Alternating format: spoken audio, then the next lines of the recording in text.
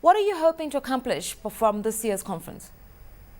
Yeah, thanks for the opportunity to come and share it.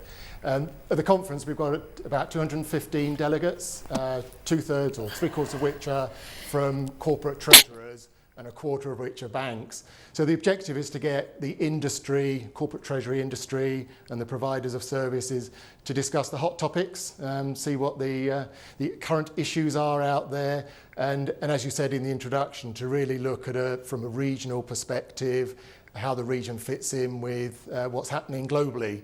We run similar conferences in all regions of the world, and it's interesting to compare some of the contrasting views that come out across the regions. What are key issues to emerge from the sector of Treasury, cash and trade management? The core topics don't change. The Treasury's interest is in liquidity, financial risk management, funding.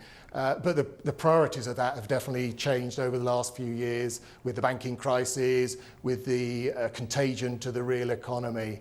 But one of the interesting things that's come out of this conference is there is much more of a regional focus. We ask globally what current issues are, what the challenge is, and top of the list globally is the global economy. And I think that illustrates the challenge that the US has, that from a Europe perspective, their view is very much the state of the economy. That hardly registered on the list of priorities here in Nairobi. Top of the list was FX. Next was the volatility around commodities, the oil price. So the things that are concerning the rest of the world, the counterparty risk, the banking stability weren't the same sort of things that come out here. Political was also high on the agenda, which I think probably reflects the elections coming up next year in Kenya, that those are seen as a potential concern. You talk about Forex, and that's not something that's peculiar to Kenya. We have a situation in Africa where many currencies are not internationally tradable currencies, which are very difficult to measure internationally, but they are vulnerable to volatilities and risks that persist abroad. How do you manage currency risk when you do business in Africa? It's tough because some of the tools that are available in other regions for risk mitigation aren't available here. We had a case study of a supplier of computer equipment, very thin margins, and their whole premise was a 2% movement in FX currencies wipes my margin out. So they can do certain things, lock in forward contracts to try and minimize that. But then the cost of mitigating that risk, again, it eats into their margins. So I think the mood at the conference was there's no quick kills, there's no easy answers here. The most important is to measure my exposure, understand the impact on the business, and then just decide whether I need to mitigate.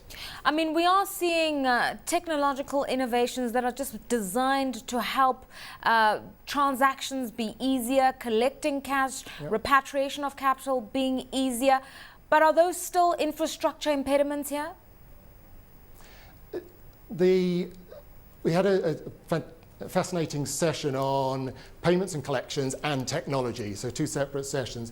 And I think the general mood was the banks are doing a good job at increasing visibility into the information. And that's what's really critical for the corporates, is knowing what's going on.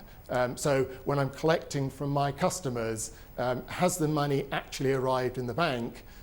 Historically, I've had to phone up the bank, wait for a statement to arrive in the post. More banks now are offering the ability to use internet banking to view. Again, the view was at the larger multinational level, these services are now widely available. I think the plea to the banks from the audience was make that available to the SME market, to the smaller businesses, because they're our customers. They need to have visibility in as well. Obviously, post-recession, many companies have needed to sort of recover their balance sheets, and the catchphrase has been cash conservation or austerity, however you want to see it.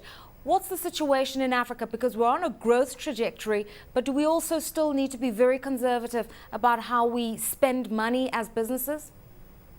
Oh yes, yes. If you look at the top three priorities for the coming year, it's all about doing more with less, being more efficient, increasing automation, helping drive down costs, the Treasury priorities. And we also looked at areas where organisations are looking to expand. And it was a little bit of a surprise to me that the focus was very much expansion within the East Africa region was number one, expansion to rest of Africa number two, and that accounted for probably about half of the expansion plans. And the rest then was the rest of the world. But clearly, I think with the priorities that are out here, the challenges that are out here, I think there's a much stronger focus for intra-region rather than between-region solutions.